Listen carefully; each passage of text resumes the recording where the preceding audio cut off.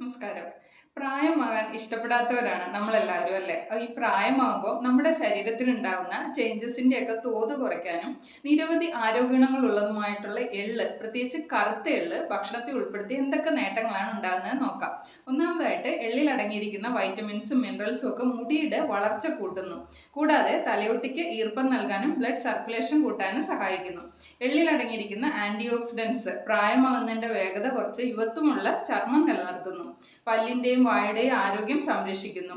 ഈ ആർത്തവ സമയത്ത് ഉണ്ടാകുന്ന വയറുവേദനയ്ക്ക് എള്ള് വറുത്ത് പൊടിച്ച് 1 സ്പൂൺ കഴിക്കുന്നത് നല്ലതാണ്. എള്ളിൽ ധാരാളം മഗ്നീഷ്യം അടങ്ങിയിട്ടുണ്ട്. അതിനാൽ ഇത് രക്തസമ്മർദ്ദം കുറയ്ക്കാനും സഹായിക്കുന്നു.